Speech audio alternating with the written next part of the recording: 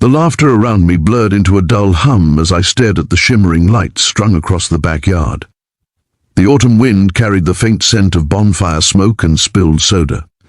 Music thumped from a speaker someone had propped on a chair, and clusters of people laughed, danced, or leaned in close to whisper secrets that would be forgotten by morning.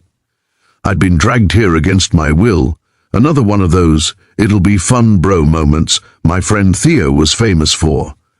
But as I stood there, half a cup of warm punch in my hand, something in the air felt off. Then I saw her, Ilara, Theo's older sister. She was standing near the edge of the crowd, her dark blue dress catching the light like quiet water.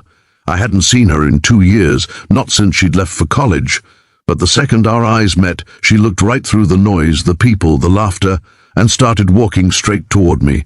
Before I could move, before I could even remember how to breathe, she stopped just a few feet away. The crowd's noise faded, the laughter disappeared, and all that existed was her voice when she said quietly, "You're the reason I came tonight.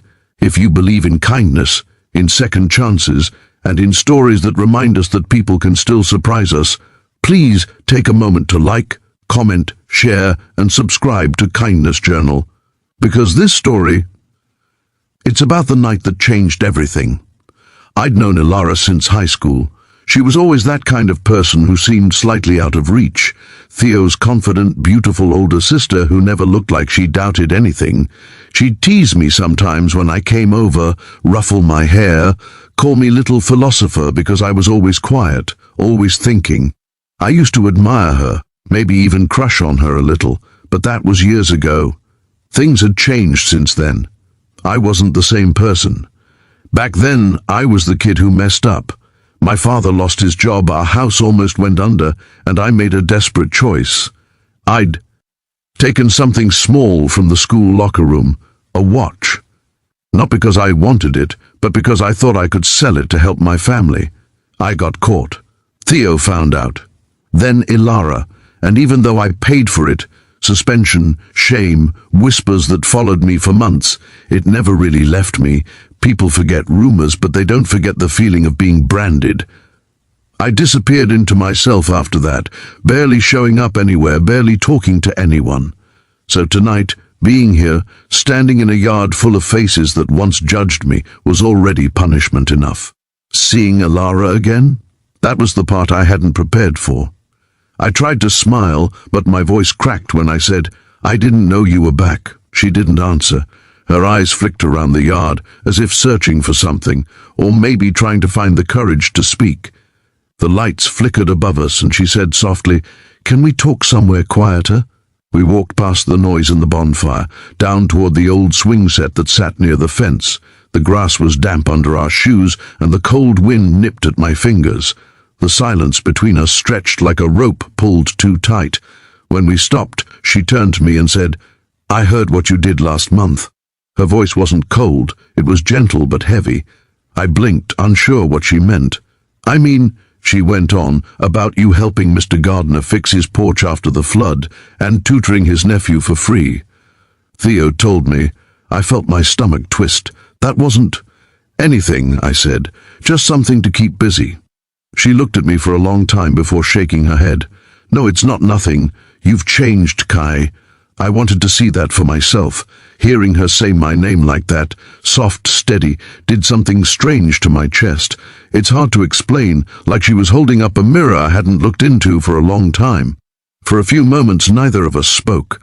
The sounds of the party drifted faintly from behind us, laughter, music, the crackle of the fire. Then, Ilara's tone shifted. "You probably don't know this, but the day after everything happened back then, I went to the principal's office." I looked at her, confused. "I asked them to go easy on you," she said quietly, "because I knew what you were going through. I heard about your dad losing his job, but they said it was policy, that theft had to be punished. I felt useless. I wanted to help, but I didn't know how." Her words hit me harder than I expected. All that time, I'd assumed she'd just seen me as the thief, the kid who disappointed her brother. But she'd cared. She hesitated, brushing a strand of hair behind her ear. "You know, when I left for college, I kept thinking about that day. about how one mistake can define someone, if people let it. But I never stopped hoping you'd find a way to define yourself again. The air between us grew warmer, even though the night was cold. I didn't know what to say. My throat felt thick. It took me a while, I managed. A long while. I hated myself for so long. I thought I'd ruined everything. You didn't, she said, her voice firm now. You stumbled, that's all. For a moment I wanted to believe her, but the truth was, life hadn't been kind.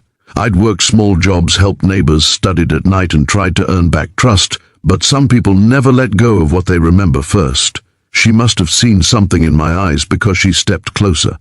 Kai, that's why I came tonight. To tell you that you don't owe anyone a perfect version of yourself.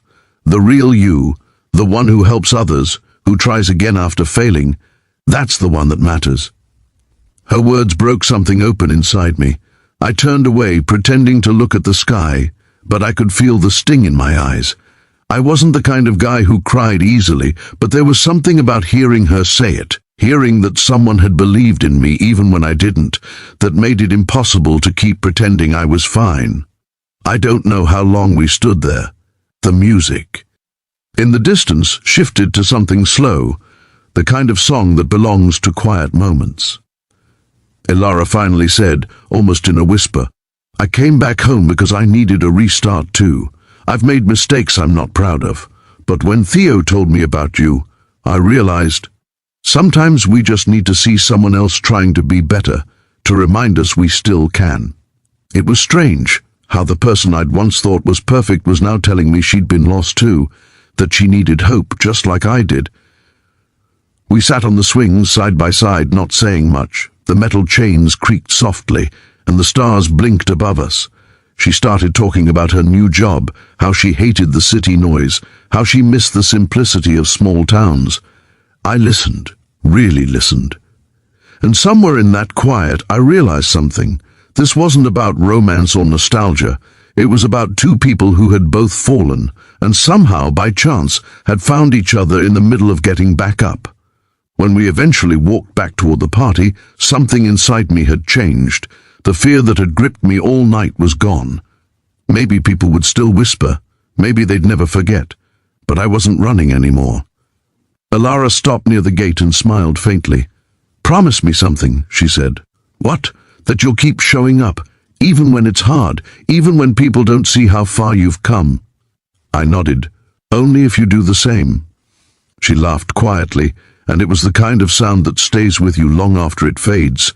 She turned back toward the lights, and I knew that, whatever happened after tonight, something good had been set in motion. Maybe forgiveness, maybe just the courage to start again. The next morning, as sunlight poured through my window, I found a message on my phone. It was from Elara. It said, You reminded me that kindness doesn't always come from grand gestures. Sometimes it's just someone trying again. Thank you for being that reminder. I sat there for a long time, staring at those words. Maybe life wasn't about erasing the past, but about rewriting the meaning of it. Maybe the things we regret most can still lead to the moments that heal us. And that night I decided I would keep trying. Not because I wanted to prove anything to anyone, but because someone, somewhere, believed I was worth believing in. If this story touched your heart, if you believe that people deserve forgiveness, redemption, and a second chance, please like, share, and subscribe to Kindness Journal. Your support helps us keep telling stories that remind the world that kindness still matters. Special request, comment below. Have you ever been given a second chance that changed your life? Your story might inspire someone who needs hope to